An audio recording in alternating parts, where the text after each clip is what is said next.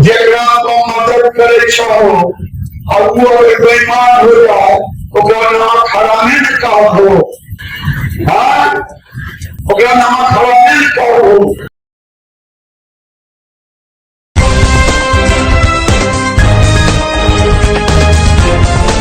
देश और दुनिया की तमाम छोटी और बड़ी खबरों के लिए हमारे चैनल को सब्सक्राइब करना न भूलें और बेल का बटन जरूर दबाएं।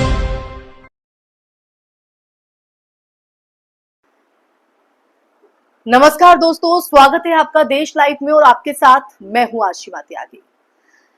दोस्तों, आज हम बात करने जा रहे हैं उस घटना की जिसने देश के राजनीति के चेहरे पर एक बार फिर सवाल खड़े कर दिए।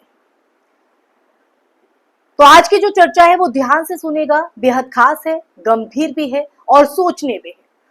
मैं चर्चा को आगे बढ़ाऊं उससे पहले आप ये पोस्ट देखिए। केंद्र सरकार के मंत्री गिरिराज सिंह का ये पोस्ट है जो आप अपने स्क्रीन पर देख रहे हैं और इस पे पढ़िए क्या लिखा है।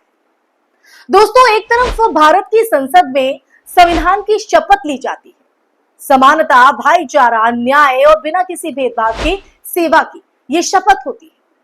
वहीं दूसरी तरफ सरकार में बैठे कुछ नेताओं की जुबान से ऐसे जहरीले शब्द निकलते हैं जो न सिर्फ संविधान का अपमान है बल्कि समाज में नफरत की आग भी भड़काते हैं। आप एक बार फिर ये पोस्ट देखिए। हाल ही में केंद्र सरकार के मंत्री गिरिराज सिंह का ये बयान सामने आता है। उन्होंने मुसलमानों को नमक हराम कहा। ये शब्द सिर्फ गुस्से में कही गई कोई बात नहीं बल्कि इसमें छिपा एक बड़ा राजनीतिक संदेश, एक खतरनाक मानसिकता और समाज को बांटने की रणनीति। तो इसलिए दोस्तों आज इन्हीं गंभीर सवालों के साथ चर्चा की शुरुआत करेंगे, लेकिन उससे पहले आप लोगों से अपील, इंसाफ के आवाज को बुलंद करने के लिए और सच्ची पत्रकारिता के लिए हमारा सहयोग करें। साथ ही डिस्क्रिप्शन में दिए गए लिंक को ओपन कर ज्वाइन बटन दबाकर आप हमसे यानी देश लाइव से सीधा जुड़ सकते हैं दोस्तों, ताकि संवाद यूं ही आपके साथ बरकरार रहे। वापस लौटते हैं चर्चा पर। गिरिराज सिंह जो खुद को हिंदुत्व का प्रतिनिधि मानते हैं, उन्होंने कहा कि केंद्र की मोदी सरकार और बिहार की नीतीश सरकार ने मुसलमानों को हर योजना का लाभ दिया, फिर भी वो वोट नहीं देते। सवाल यही है कि क्या केवल इसी आधार पर किसी पूरे समुदाय को गाली देना उचित है? क्या ये मंत्री अपनी शपथ भूल गए? संविधान कहता है कि मंत्री पद पर रहने वाले हर व्यक्ति का दायित्व है वो धर्म, जाति, लिंग, भाषा, क्षेत्र इन तमाम चीजों से परे जाकर नागरिकों के हितों में काम करे, उनके बारे में सोचे। लेकिन गिरिराज सिंह ने सिर्फ संविधान की अनदेखी की बल्कि समाज में अविश्वास फैलाने का काम भी किया। अनदेखी तो की ही की। अब जरा आंकड़ों की बात करते हैं। 2024 लोकसभा चुनाव में पूरे देश से कुल पड़े वोटों में से बीजेपी को 36.56% वोट मिला। इसका मतलब यह हुआ कि 63.44% लोगों ने बीजेपी को वोट नहीं दिया। अब मान लीजिए कि पूरे देश में मुसलमानों की आबादी अधिकतम 15% मानी जाए। इसका अर्थ यह है कि अगर सभी मुसलमानों ने एक साथ बीजेपी को वोट भी नहीं दिया तो भी 48% से ज्यादा लोग ऐसे हैं जिन्होंने बीजेपी को वोट नहीं दिया। यानी विपक्ष में रहने वाले हिंदू मतदाता भी बड़ी संख्या में। फिर गिरिराज सिंह ये कह रहे हैं कि समस्या मुसलमानों की है, मुसलमानों को नमक हराम कह रहे हैं, इस तरह के अपशब्दों का इस्तेमाल कर रहे हैं। असलियत तो यह है दोस्तों कि बीजेपी का सबसे बड़ा वोट बैंक सिर्फ कुछ क्षेत्रों में केंद्रित है, जबकि देश का बहुमत इससे अलग खड़ा है। तभी तो इस तरह से समाज को बांटने वाले बयान दिए जाते हैं, फुहड़ता परोसी जाती है। आप देखिए दोस्तों, मोदी सरकार को जितना समर्थन मिला है उससे कहीं ज्यादा हिंदुओं ने वोट देकर विपक्ष का साथ दिया। यही कारण है कि राहुल गांधी जैसे नेताओं को विपक्ष का नेतृत्व करने का मौका मिला। आज भारत की राजनीति में असली सवाल यही है कि क्या देश को धर्म के आधार पर बांटकर ही सत्ता कायम रखी जाएगी? यह जनता, आम नागरिक अपने अधिकार और समानता के लिए खड़ी हो। दोस्तों, गिरिराज सिंह का ये जो बयान है वो इस सवाल को खड़ा करता है।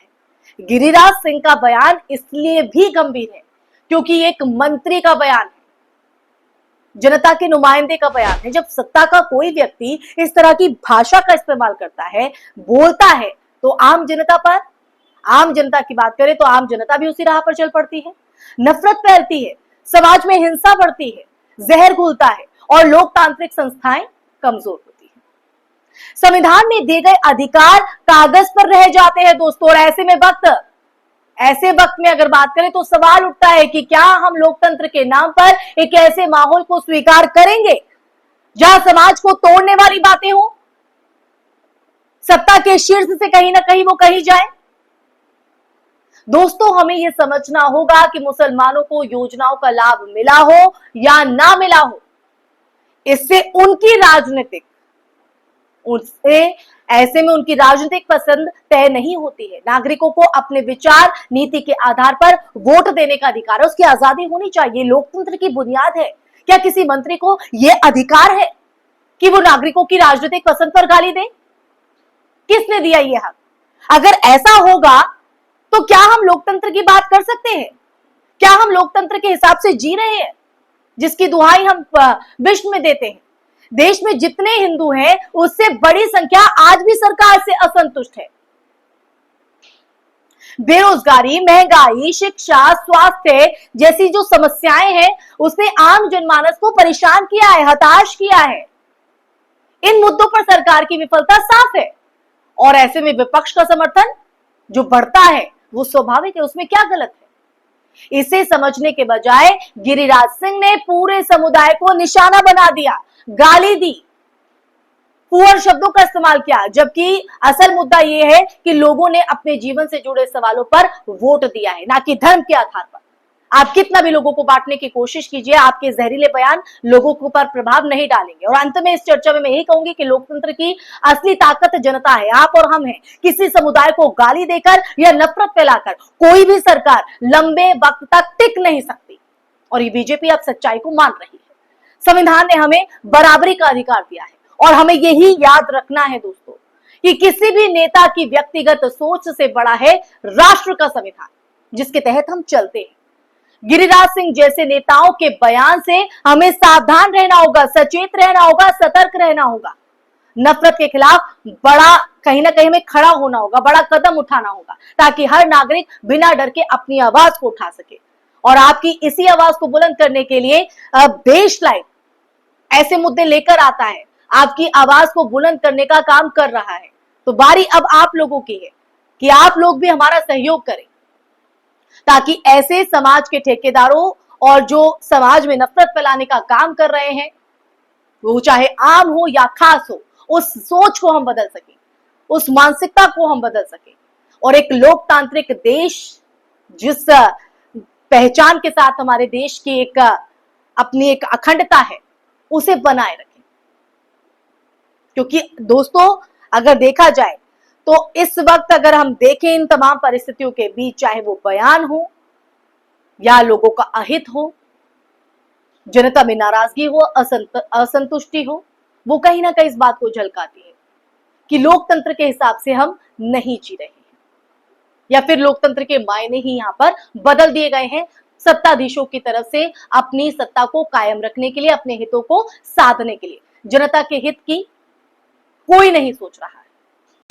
अब अपने हित के लिए हमें उठना होगा, हमें सवाल खड़े करने होंगे, सवाल पूछने होंगे और उसके जवाब हमें चाहिए।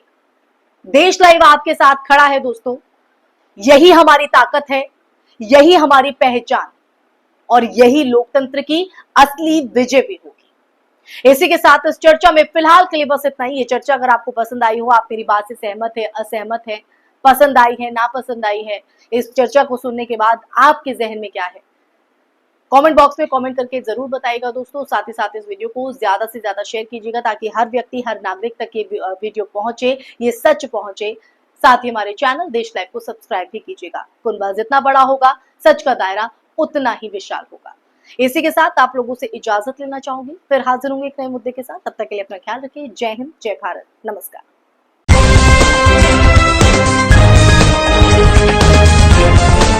देश और दुनिया की तमाम छोटी और बड़ी खबरों के लिए हमारे चैनल को सब्सक्राइब करना न भूलें और बेल का बटन जरूर दबाएं।